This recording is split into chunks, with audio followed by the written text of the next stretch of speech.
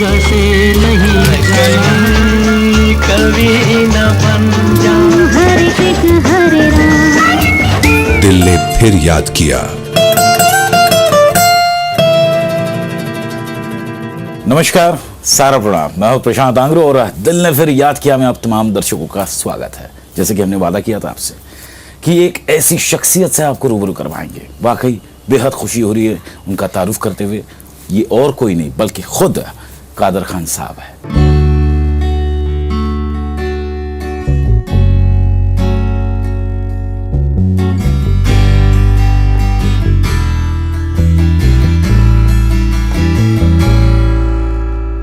समय मुंबई में सर, सबसे पहले आपका स्वागत है। तो आपके साथ आपकी ज़िंदगी के सफ़र के बारे में जानने की कोशिश करेंगे। यहाँ पे आपकी जितनी भी सारी यादें हैं, उन यादों को हम तराशने की, कुरेदने की सिर्फ कोशिश कर रहे हैं। उन लम्हों को अगर शुरुआत की जाए पिशीन बलूचिस्तान से, वहाँ से मुंबई का सफ़र और उसके पीछे की कहानी जानेंगे सर आपसे। मैं पिशीन से नहीं आया हूँ, मेरी वालदा वहाँ की थी। पिशीन की मेरी वालदा थी, कोयटा बलूचिस्तान की, और मेरे वालिद जो थे वो कंदहार के थे। और ये लोग जाके सेटल हो गए थे काबुल में। वहाँ जो है वो यके बाद दीगरे मेरे मुझसे पहले 3 मेरे भाई हुए। वो 8-8 साल की एज को पहुँचते थे और फौत हो जाते थे, मर जाया करते थे सर। शम्सुर रहमान, हबीबुर रहमान और फजलुर रहमान, ये मेरे वालिद के नाम पे है, उनका नाम अब्दुर्रहमान था। अब जब मैं पैदा हुआ तो मेरी वालदा डर गई और वो कहने लगी कि ये जगह की हवा जो है वो मेरे बच्चों को साजगार नहीं है, यहाँ मेरे बच्चे जी नहीं पाते हैं, मैं यहाँ से जाऊंगी। अब गरीब घराना सर, सुबह रोटी खा ली तो दोपहर का ठिकाना नहीं, दोपहर में अगर कुछ बन गया खाना पानी तो रात का भरोसा नहीं। ऐसे गरीब घर में अफगानिस्तान काबुल से कहाँ जाएंगे वो। बहरहाल चल पड़े लोग, होते हुआते धक्के खाते। ये कुदरत जो है मेरी जिंदगी का स्क्रीन प्ले लिख रही थी उस वक्त, और मैं उस जमाने में जो है ये ठोकरें खाते खाते, धक्के खाते खाते ये बम्बई आए सर। और बम्बई में आने के बाद यहाँ का जो सबसे गंदा स्लम है कमाटीपुरा पहली गली, आज धारावी को लोग बोलते हैं, लेकिन वो जो लोग कमाटीपुरा से वाकिफ़ हैं वो जानते हैं कि उससे गंदा स्लम पूरे वर्ल्ड में नहीं है सर। हम वहाँ जाके ठहरे सर। अब एक बिल्डिंग में हम ठहरे, उसका नाम जादू वाला बिल्डिंग था या नूर मोहम्मद चाल थी। उसके 3rd फ्लोर पे हमें 2 कमरे मिल गए, छोटे छोटे से कबूतर खाने टाइप के। और इस तरफ प्रोस्टिट्यूशन, इस तरफ प्रोस्टिट्यूशन, इस कदर यहाँ शराब बनती है, पीछे चड्डू खाने हैं, सामने कत्ल होते हैं। मतलब दुनिया की कौन सी बुराई थी जो वहाँ नहीं थी। और वहाँ मैं बड़ा हुआ सर, वहाँ बड़ा हुआ और बड़ा होते होते होते होते सर मैं सिविल इंजीनियरिंग तक पहुँचा हूँ सर। माशाअल्लाह। अब क्या है कि उस जगह पे उस ज़िंदगी के जो इनिशियल धक्के हैं वो ज़िंदगी में वहीं लगे सर। मुझे चोट,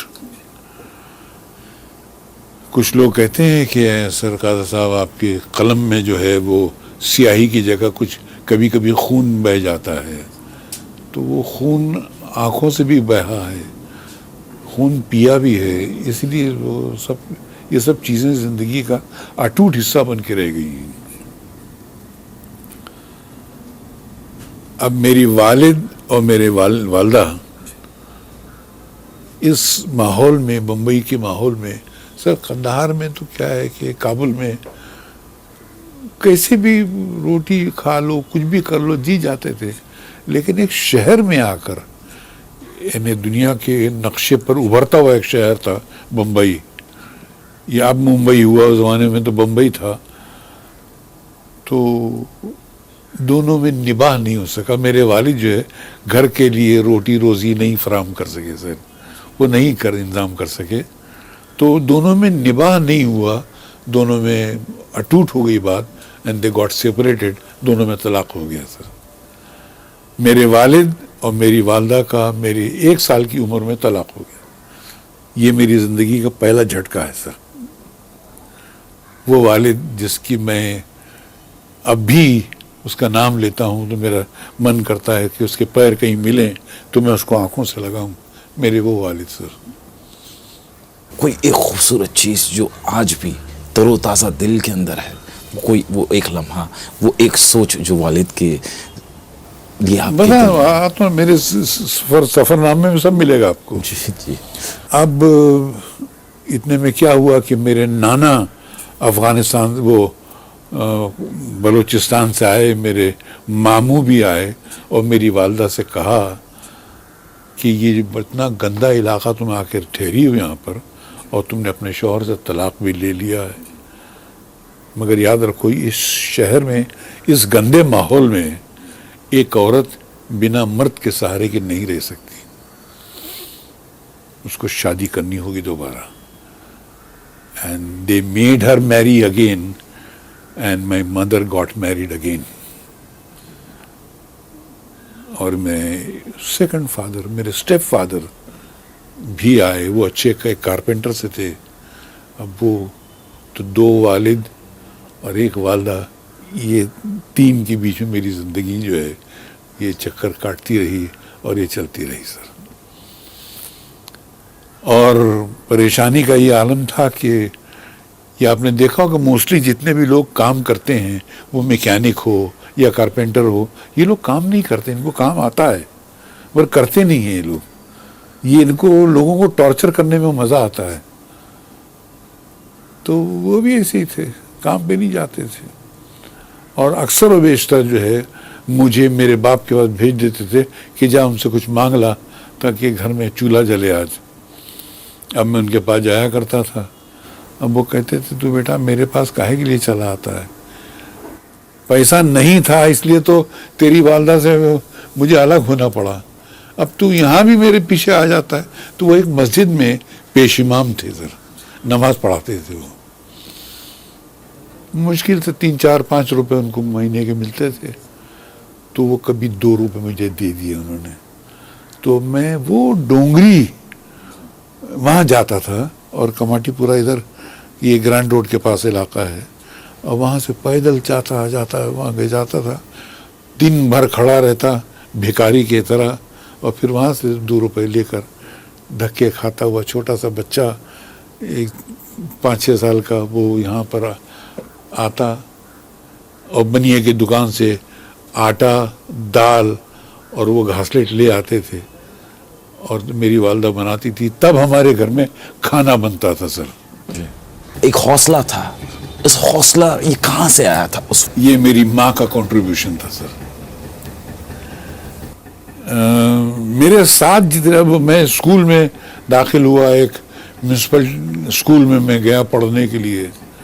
अब घर में फाका चलता था, तो मुझसे मेरे दोस्त जो जमाने के थे वो कहते थे छोड़ना यार तू कहाँ पढ़ाई करता है, घर में खाने को नहीं है, तू जाके पढ़ाई करता है, तू हमारे साथ चल, ये देख ये पत्रे की फैक्ट्री में ये काम करता है, ये किसी थैली बनाने वाले की कटिंग कंपनी में काम करता है, तो 4 रुपया 5 रुपया पर डे कमा लेते हैं, तो घर चल जाता है, चल। मुझे बात बहुत जमी, तो मैंने किताबों को रख दिया कोने में और चला उनके साथ। अब 3rd फ्लोर से मैं सीढ़ी पे, मेरा एक पाँव नीचे है और एक सीढ़ी पर ऐसे ही पाँव रखा है, एक हाथ मेरे कंधे पर आया सर, मुझे पकड़ लिया एक हाथ ने, मुड़ के देखा मेरी वालदा खड़ी थी और एक तंजिया सी मुस्कुराहट उसके चेहरे पे थी, कोई गुस्सा नहीं है। अब बोली मैं जानती हूँ तू कहाँ जा रहा है, इनके साथ जा रहा है किसी फैक्ट्री में काम करके, ताकि 4-5 रुपए कमा के लाएगा और हमारे घर की जो प्रॉब्लम है वो सॉल्व हो जाएगी, गरीबी दूर हो जाएगी। नहीं बेटा, इन 4-5 रुपए से हमारे घर की प्रॉब्लम सॉल्व नहीं होगी, और अगर तू उस प्रॉब्लम को, उस मसले को तू हल करना चाहता है तो उसका एक ही तरीका है, तू पढ़, तू पढ़। उसने पढ़ का लफ्ज ऐसे फेंका मुझ पर कि मेरे सर से लेके पैर तक जैसे किसी ने पिघला हुआ शीशा मेरे रगों में डाल दिया सर।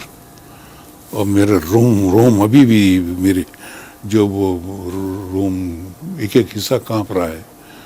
इस अंदाज से उसने कहा कि तू पढ़, दुनिया की हर मुसीबत का मुकाबला करने के लिए मैं हूं, तेरी जरूरत नहीं है, तू बहुत छोटा है, जब मेरी उम्र को पहुंचेगा तब मुसीबतों से लड़ना, अभी मैं लड़ूंगी, तू सिर्फ पढ़।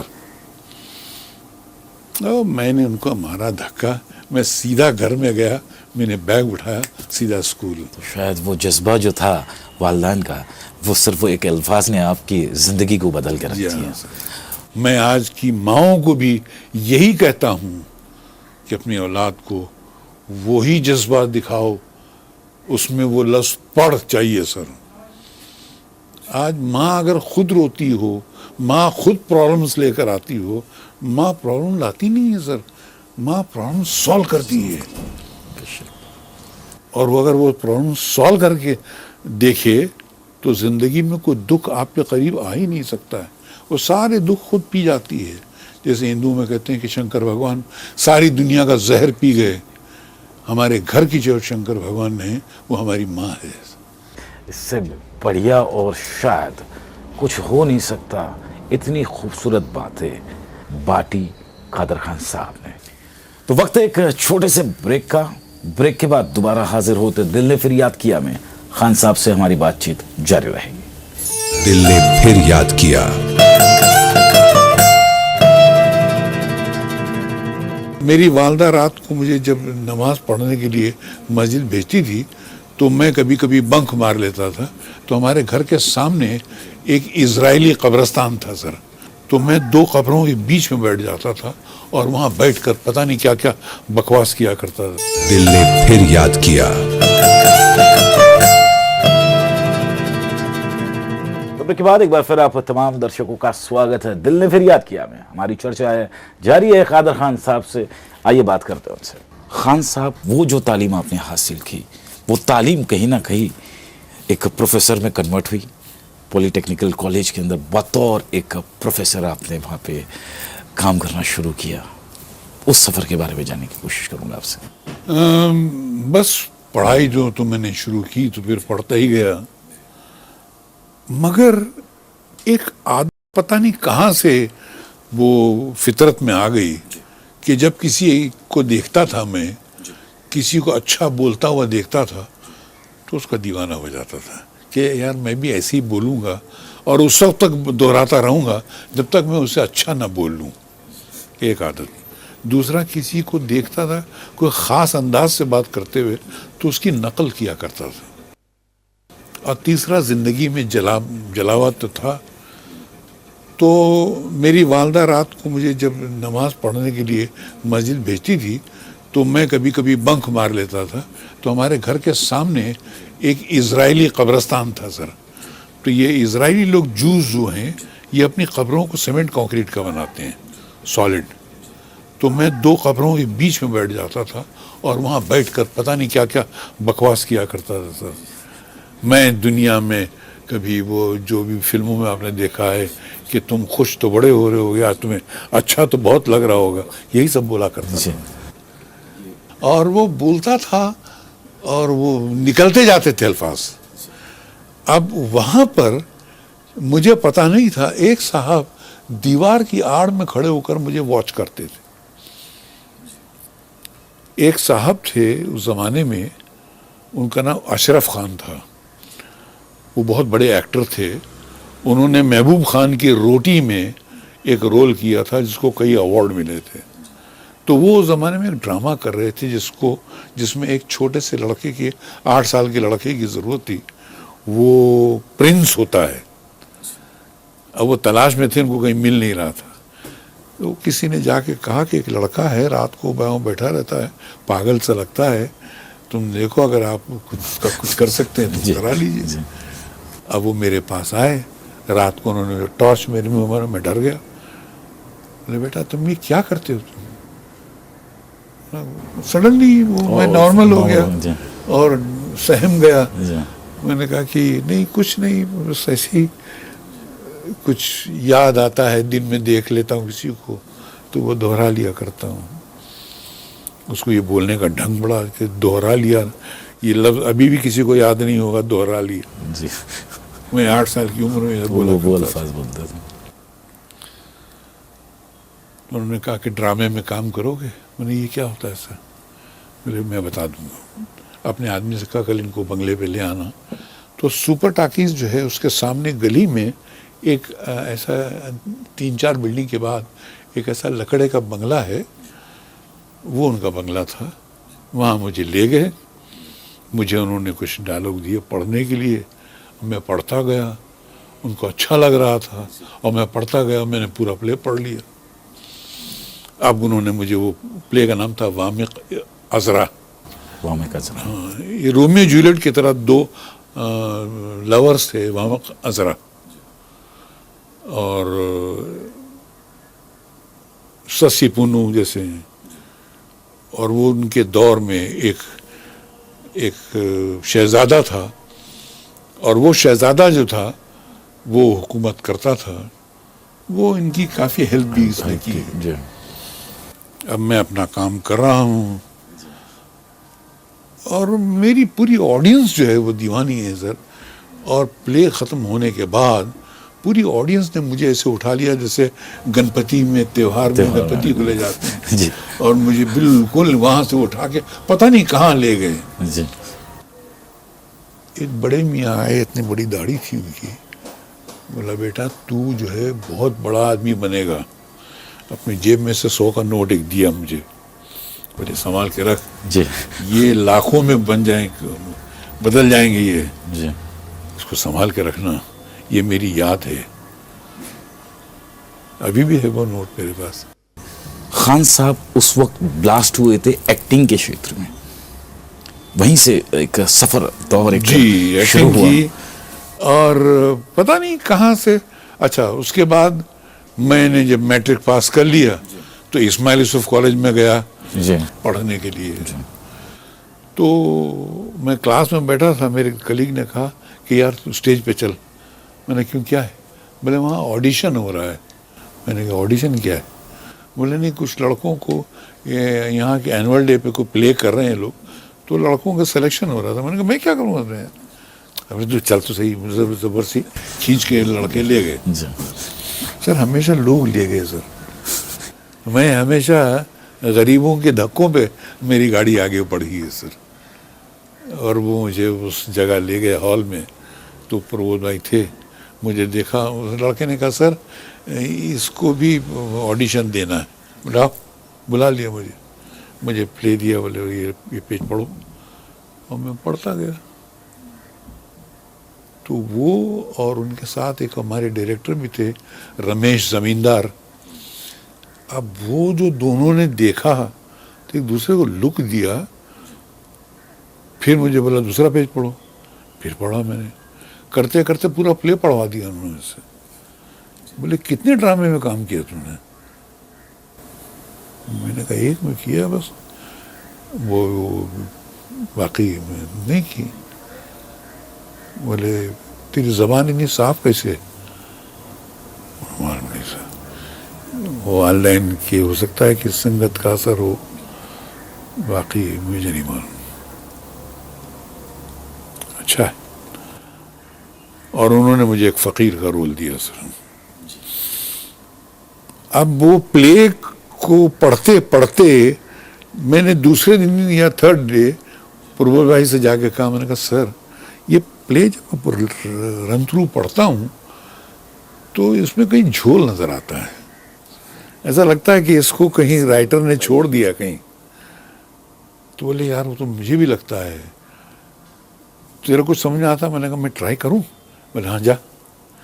मुझे कहा तो मैं गया कैंटीन में और बैठ गया, मैंने लिखना शुरू किया। 4 घंटे बैठा और मैंने प्ले को रीराइट करके उनको ले जाकर सुनाया, और उठ के उन्होंने गले लगा लिया। बोले बेटा ये प्ले तेरा, आज से इस प्ले का राइटर तू है, तूने लिखा ये प्ले। और वो सर वो प्ले मेरे नाम पर हो गया। अब तक मैं करता हूँ ताश के पत्ते तो सक्सेस नाम की जो चीज़ है जी।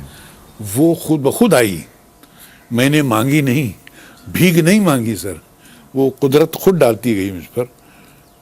क्या है, आपको सिंसियर होना चाहिए।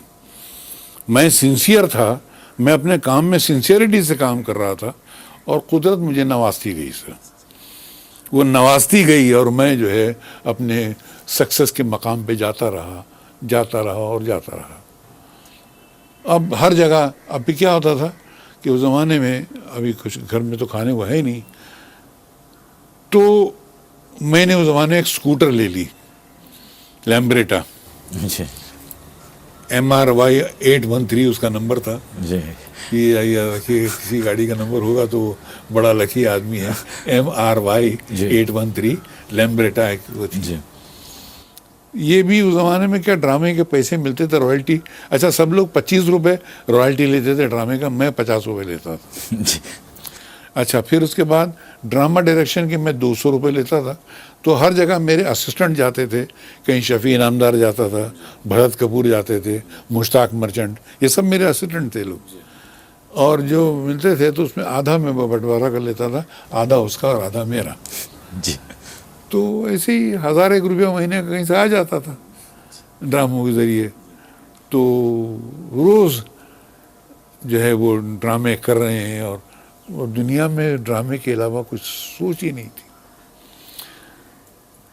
और प्ले में खोया हुआ, प्ले लिखना, रोज़मर्रा क्या करता था कि साबू सिद्दीक नागपड़े से हम पैदल चलते थे, मैं आगे और मेरे पीछे मेरे असिस्टेंट लोग, शफी इनामदार, भरत कपूर, मुश्ताक मर्चेंट और 2-4 और, ये सब मेरे पीछे होते थे।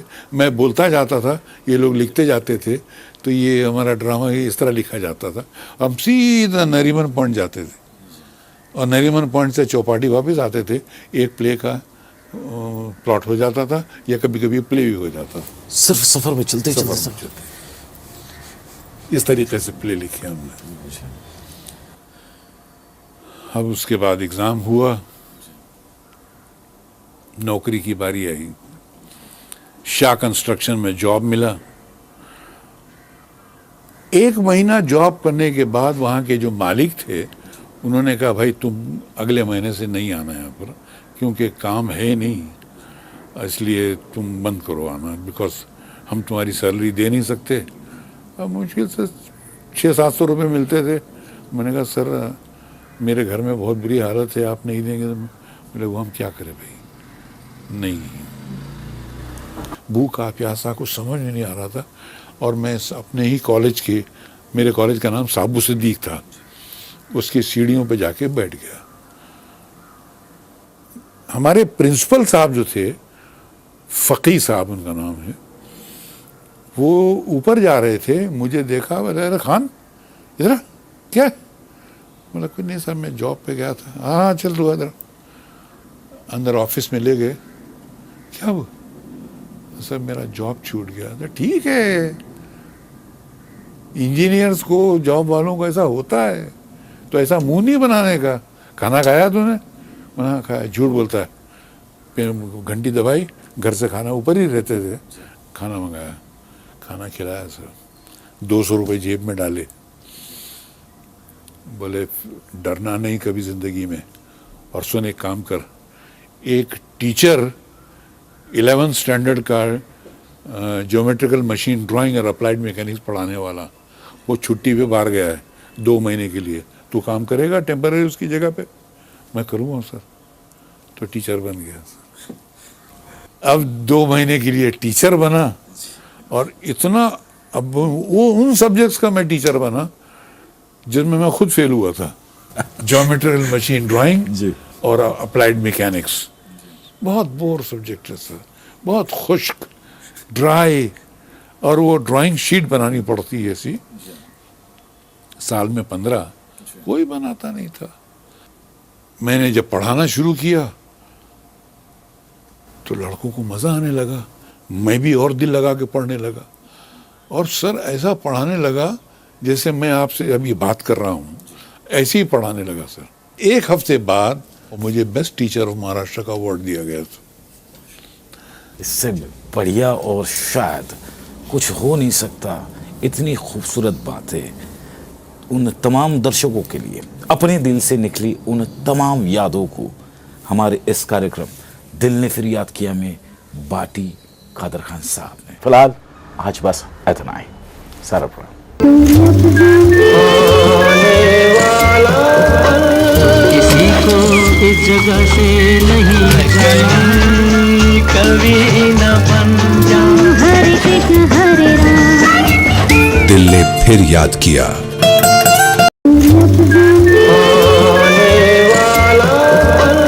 किसी को इस जगह से नहीं जाना, कभी न बन जा हरे कृष्ण हरे राम। दिल ने फिर याद किया।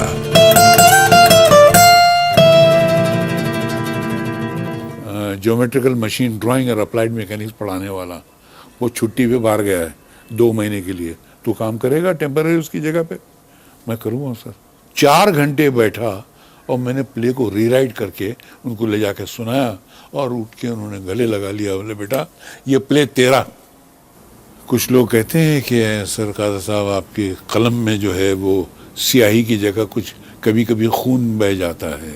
नमस्कार, सारा प्रणाम। मैं हूं प्रशांत आंग्रो और दिल ने फिर याद किया में आप तमाम दर्शकों का स्वागत है। समय मुंबई में सर सबसे पहले आपका स्वागत है।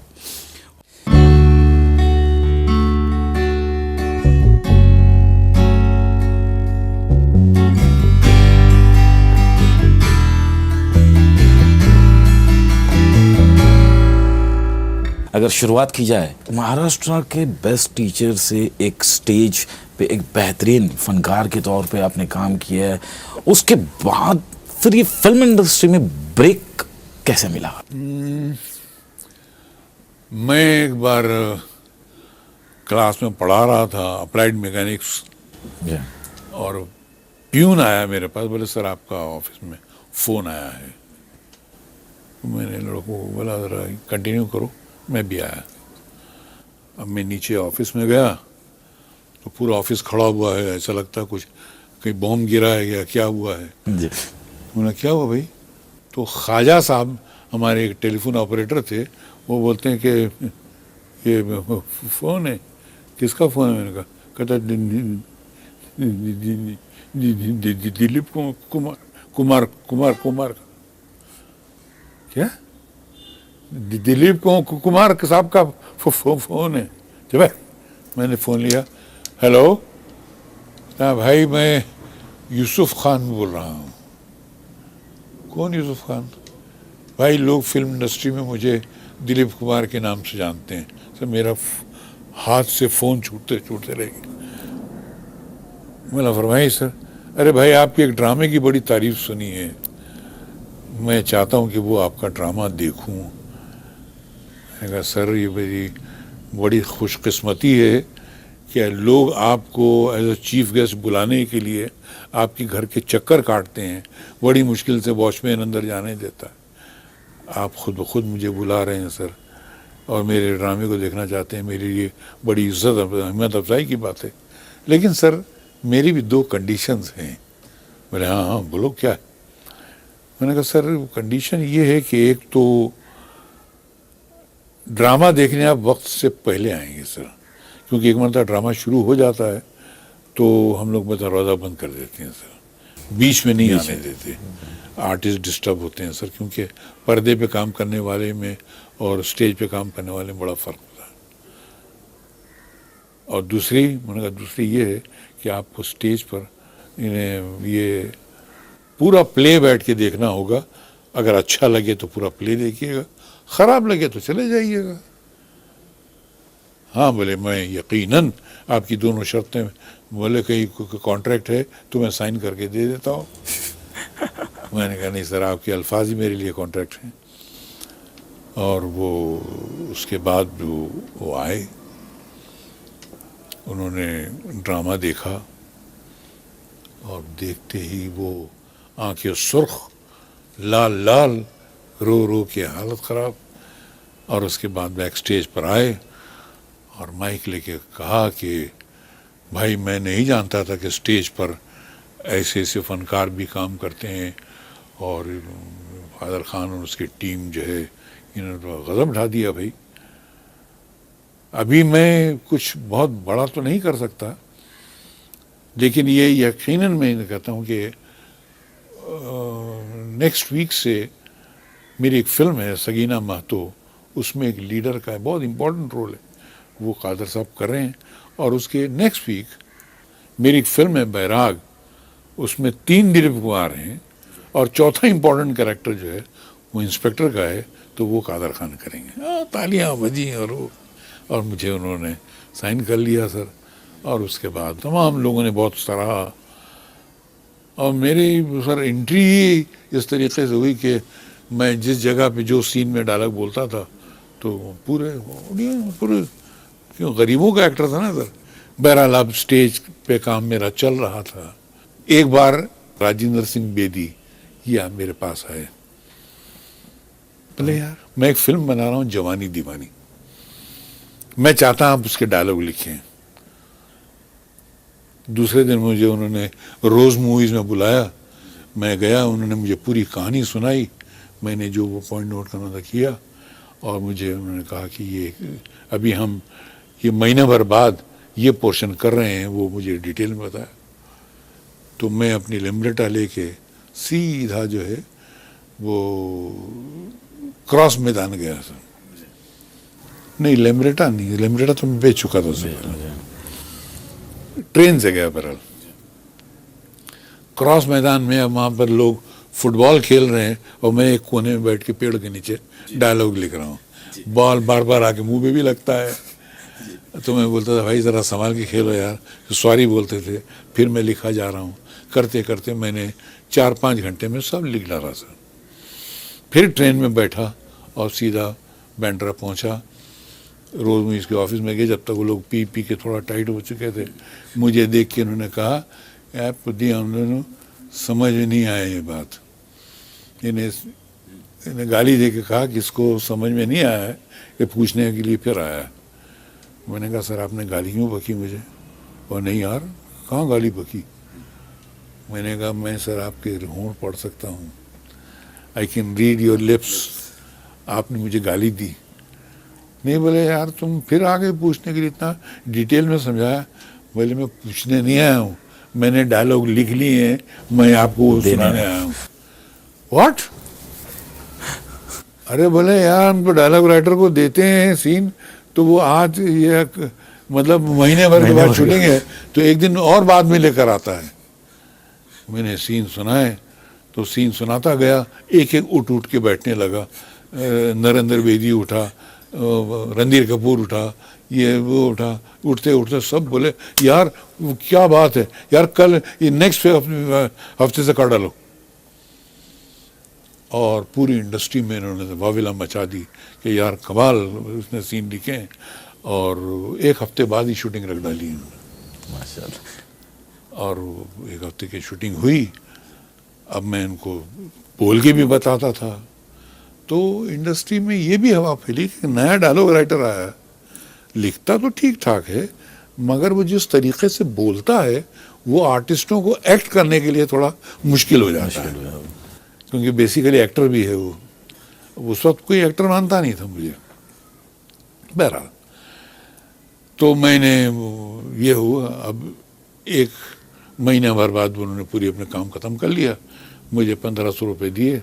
और फिर स्क्रिप्ट से जब आपकी जो शुरुआत हुई, जब ये तमाम एक सफ़र चलता गया, तालीम और लिखावट के बीच की जो एक कशमकश थी, फिर अचानक जो है लिखावट से पर्दे के ऊपर का जो ब्रेक, वो कहाँ से इजाद हुई उसकी?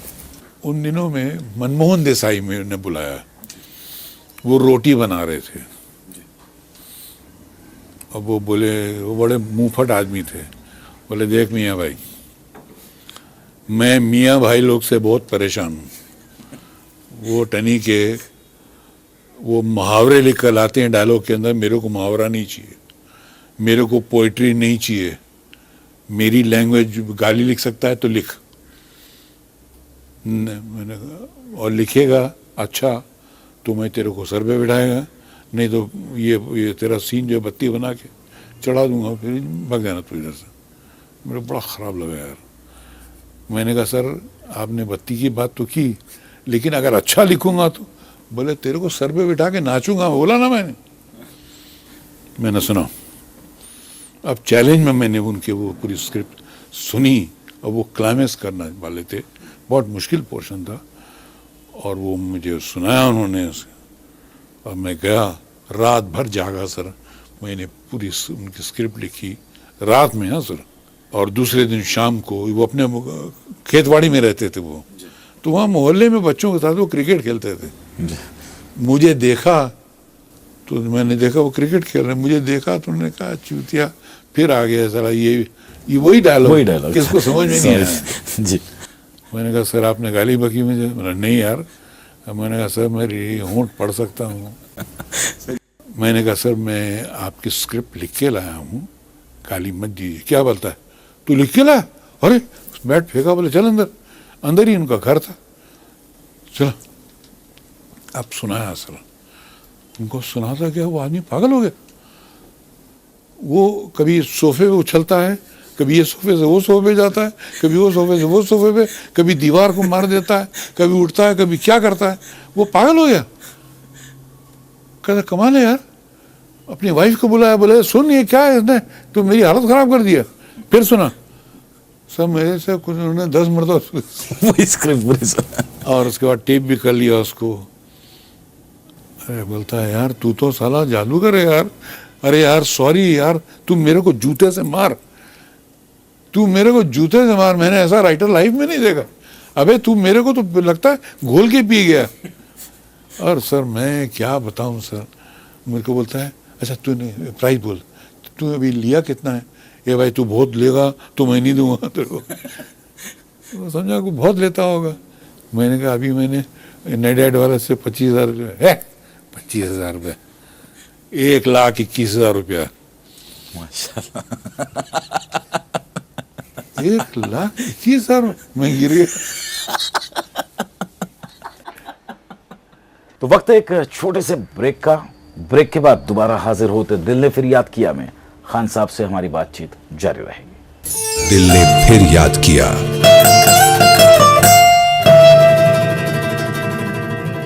बोला कौन सर जी? हाँ आपका दोस्त बच्चन साहब? बोला यार सर जी कहेगा, मैं तो बच्चन अमित बोलता हूँ उसको। बोलना नहीं, ही डजंट लाइक इट, को सर जी बोलना।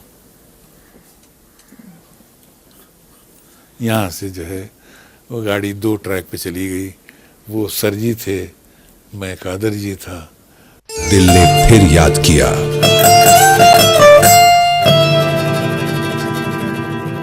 तो ब्रेक के बाद एक बार फिर आप तमाम दर्शकों का स्वागत है दिल ने फिर याद किया में। हमारी चर्चा है जारी है कादर खान साहब से, आइए बात करते हैं उनसे।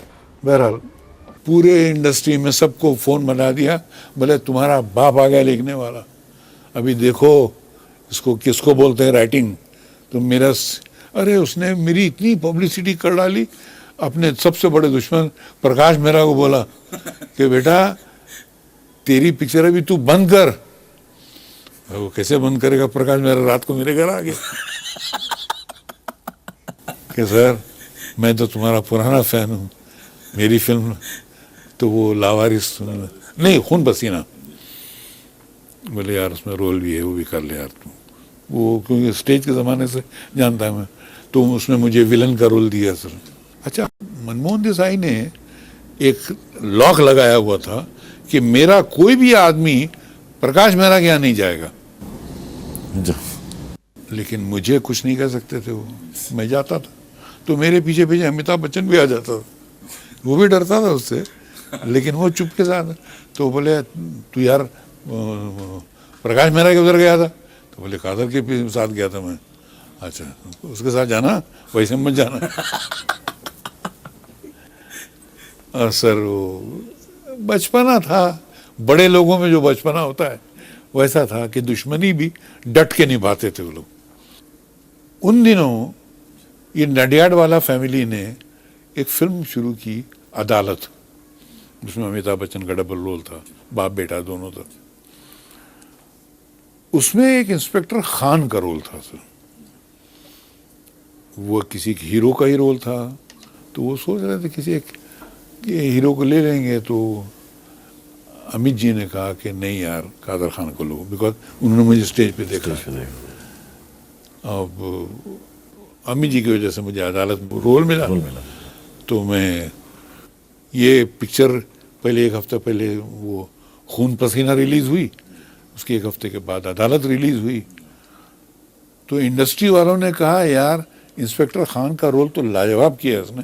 उस फिल्म का मुझे बेस्ट एक्टर, बेस्ट राइटर सब अवार्ड मिले। लोगों ने कहा यार ये खान तो कहीं मिल जाएगा, मगर विलन नहीं है इंडस्ट्री में। तो मुझ पे ठप्पा मार दिया, बोले अभी विलन के रोल यही करेगा। तो जिस फिल्म को मैं लिखता था उसमें विलन का रोल मुझे ही करना पड़ता था, और यहां से मेरी विलन की गाड़ी चल निकली सर। मद्रास की हिम्मत वाला सर, वो मुझे स्क्रिप्ट मिली, मैंने अजीब अंदाज में लिखा उसको, और मैं बोला यार ये मेरे डायरेक्टर इसको पढ़ नहीं पाएंगे, इसलिए मैंने रिकॉर्ड करके पूरी स्क्रिप्ट दे दी इनको। अब डायरेक्टर ने पढ़ा, उस साथ में कैसेट लगाया, रात भर वो आदमी सुनता रहा और वो होता रहा।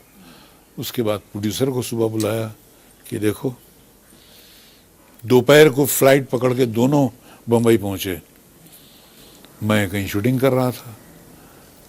अरे बोला सर आप यहाँ? बोले हाँ, ये क्या है, तुम क्या लिखा है? ये स्क्रिप्ट देखो, ये कैसेट देखो, ये कौन करेगा ये रोल मुनीम का? कौन करेगा? मैंने अच्छा खासा तो लिखा है। नहीं, अच्छा खासा लिखा, बहुत अच्छा लिखा तुम, मगर वो करेगा कौन वो? मैंने कहा तुमने एक्टर साइन तो किया है? बोले एक्टर नहीं करेगा, हम उसको निकाल देंगे, you have to do that role. अरे मैंने कहा ऐसा मत कर यार। और सर वो गए और उस एक्टर को राज़ी किया, पूरे पैसे दिए, और उसे नो ऑब्जेक्शन का लेटर ले आया और उस एक्टर को निकाल दिया और मुझे साइन कर लिया। और वो फिल्म में मैंने मुनीम का रोल किया। तो एक हफ्ते तक तो जितेंद्र और श्रीदेवी के तमाम जगह बैनर्स लगे हुए थे। एक हफ्ते के बाद सिर्फ कादर खान के बैनर लगे हुए थे, और यहाँ से मेरी कॉमेडी का ट्रैक स्टार्ट हो। तो ये ट्रैक खुद ब खुद बनते गए। मैंने कुछ किया नहीं, ये नहीं बोला कि मैंने ये करूँगा, मैं ये करूँगा, ये रोल मैं करूँगा, ना ना, रोल आते गए और मैं करता गया। खान साहब, कई ऐसे एक्टर्स हैं, ऐसे फनकार हैं जिन्होंने वाकई एक्टिंग की भी तालीम आप ही से सीखी है। मसलन जब गोविंदा, वो हमेशा आपकी तारीफ करते हैं कि मैंने बहुत कुछ सीखा हूँ खान साहब से वो चीज़ सीखा हूँ जो मैं एक ट्यूनिंग सीखा हूँ, एक रिदम होता है एक एक्टर्स के बीच में, एक कॉमेडी का जो एक बहुत बेहतरीन, बोले सबसे डिफिकल्ट होती है कॉमेडी करना। कितना सही है सर, कितना गलत है? सर देखिए, चंद एक्टिंग में कॉमेडी, मुस्कुराना, हंसना, रोना, ये अलग अलग पहलू हैं, और इसका मैं बाकायदा में ट्रेनिंग दिया करता था। मैंने जिसे आपको शुरू में बताया था कि बहुत सारे एक्टर्स ऐसे थे हमारे कलीग्स जिनको मुस्कुराना नहीं आता था। मुस्कुराए तो मुंह फट के, ऐसा मर्द अगर मुंह खोल के हंसे तो खराब लगता है सर। मुस्कुराना दुनिया को सिखाया दिलीप कुमार ने। सबसे अच्छा मुस्कुराते थे दिलीप साहब।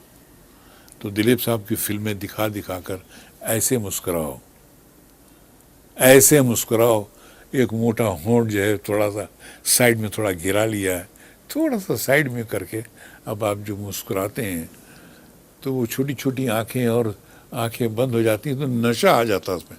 सर लड़कियां कहती थी कि हम आशिक हो जाते थे ऐसे आदमी पर।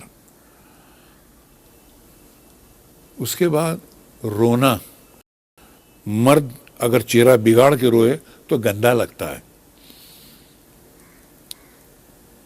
आंखों में नमी हो, टपक जाए मगर चेहरा ना बिगड़े, होंठ थोड़े से बंद हो, चलें बंद हो, रफ्तार में फर्क आ जाए उसके, वो भी नेचुरल तरीके से। वो तरीका एक है उसका, और हंसना उसका एक तरीका है। और कॉमेडी जो है वो सबसे मुश्किल इसलिए है कि उसका अपना एक रिदम होता है सर। अगर आप उस रिदम से बाहर जाएं, जैसे गाने का है, रफ़ी साहब ने वो दुनिया के रखवाले गाई थी, वो भजन गाया था, वो किसी से आज गंवा लीजिए वो गा ही नहीं सकता सर। बेशक। वो भजन को उस सुर में गाना ही पड़ेगा। तो आपका कॉमेडी का सुर जो है वो अलग है। आप ऐसे अंदाज में काम कीजिए कि लोगों को लगना नहीं चाहिए कि आप कॉमेडी कर रहे हैं। जहां लगा के कॉमेडी कर रहा है, खत्म। लगना नहीं चाहिए। अगर लगा तो फिर वो दिल पे लगता है, और दिल जो है वो कहता है कि नहीं ये झूठ है। इसी तरह रोना है, मर्द का रोना बहुत मुश्किल काम है सर। हर आदमी रो नहीं सकता सर, और अगर वो चेहरा बिगाड़ के रोएगा तो सत्यानाश कर दे अपना। अब देखिए आप रोना, आप नया दौर में देख लीजिए सर उनका। अरे अरे सब आंख में चला गया पानी, आंख में गया। ये लो। क्या? लो। अच्छा, किसी से पुराना झगड़ा था क्या? सो तो पता नहीं, लेकिन घाव नया जरूर है। पहली बार लगा है अपने को। तो बात जरा कम करो, मुझे पट्टी बांधने दो। मैं बहुत बकबक करता हूँ। हाँ। मेरी माँ भी यही कहती है। इतना बस सही, और कर दूं? गांठ ना खुले, बस इतना देख लो तुम। चलो फिर। अरे बस बस बस बस बस। क्यों, दर्द होता है क्या? अरे चोट है, ऐसी लगी है बाबा। वाह वाह वाह। वाह, ये शहर की चूड़ी बड़ी बढ़िया होती है, काली वाली पे तो जान देता हूं मैं। कमाल है यार। वो जिस तरीके से वो रोते थे कि उनके दोस्त ने उनको दगा दी है, वो उन्हीं का हिस्सा है सर। दिलीप कुमार का हिस्सा है सर। वो दिलीप कुमार फिल्म इंडस्ट्री में एक इंस्टीट्यूशन था। जिस किसी को ज़िंदगी में कुछ सीखना है, उनकी 10-12 फिल्में ला के वो उतार ले नोट की तरह। लोग नोट्स नहीं बनाते सर, कंप्यूटर पे लिखते हैं। कंप्यूटर पे क्या लिखें? कलम से लिखना ज़रूरी है। जब तक आपके हाथ में कलम नहीं आएगा आप लिख नहीं सकते। अब आप कंप्यूटर पे लिख रहे हैं सर, उसमें क्या लिखेंगे आप? और वो दिलीप साहब जो रोते हैं, मुस्कुराते हैं, हंसते हैं, इश्क करते हैं, नफरत करते हैं, वो सब उनका अंदाज नहीं रहा था। बच्चन साहब ने उन सब को अपनाया। उनको एडिशनल अल्लाह ताला ने क्या दिया? एक हाइट दी, ऊपर से गला दिया सर। आवाज में ग्रफनेस है उनके। वो जो आवाज है उसने बच्चन साहब को बहुत हेल्प किया सर। लेकिन स्कूल जो है वो दिलीप साहब का है। कई अरसे बाद में फिर एक थोड़ा सा एक ठहराव ज़रूर आ गया था। ज़्यादा काम करना आपने बंद कर दिया था। बच्चन साहब के साथ में एक रिदम था, फिर वो एक रिदम थोड़ा थोड़ा स्लो होता गया। हाँ, उसकी भी कई वजूहात हैं सर। क्या है कि इंदिरा जी की डेथ हो गई तो इनको उनके बेटे ने बुला लिया। राजीव गांधी। हाँ, राजीव गांधी। राजीव गांधी ने। ये वहाँ चले गए, इलेक्शन में गए, एमपी बने, दुनिया भर का हंगामा हुआ। अब एमपी बन के जब ये आए, अंदाज बदल गए थे सर। मुझसे मेरे प्रोड्यूसर ने पूछा कि आप सर जी को मिला? बोला कौन सर जी? हाँ, आपका दोस्त बच्चन साहब। बोला यार सर जी कहेगा, मैं तो बच्चन अमित बोलता हूँ उसको। बोलना नहीं, ही डजंट लाइक इट को सर जी बोलना। यहाँ से जो है वो गाड़ी 2 ट्रैक पे चली गई। वो सर जी थे, मैं कादर जी था। तो जी जो है, जी ने नहीं माना कि मैं उनको सर जी कहूँ। तो फिर वो अपनी थोड़ी अना भी होती है, अपना कुछ वक़ार भी होता है, और नहीं, एक आदमी ने मुझे सिर्फ इसलिए अवॉइड किया कि मैं उन्हें सर जी नहीं कहता, और मैंने सर जी उनको इसलिए नहीं कहा कि मैंने उनको हमेशा अमित बोला है, और मैंने हमेशा उनको उनके कहने पर फिल्में छोड़ छोड़ के दूसरी फिल्में की हैं, तो बात नहीं बनी सर, बस खत्म हो गई कहानी। इससे बढ़िया और शायद कुछ हो नहीं सकता, इतनी खूबसूरत बातें sir. It is privilege and honour sir, thank you very much sir, बहुत बहुत शुक्रिया आपने, thank you sir, thank you. वाकई दिल से इतनी सारी बातें, इतनी सारी यादें सिर्फ आपके दिल तक का पहुंचाइए कादर खान साहब ने। वाकई इनकी अगर ज़िंदगी के ऊपर अगर एक नज़र डाले, काफ़ी कुछ सीखने को है, और जो सीख इन्होंने जाते जाते आपको दी है, प्लीज़ उसे ध्यान में रखिए। फिलहाल दिल ने फिर याद किया में आज बस इतना ही, अगली बार किसी और शख्सियत के साथ आपकी मुलाकात करवाएंगे। फिलहाल सारा किसी को इस जगह से नहीं जाना, कभी न बन जाऊं हरे कृष्ण हरे राम। दिल ने फिर याद किया।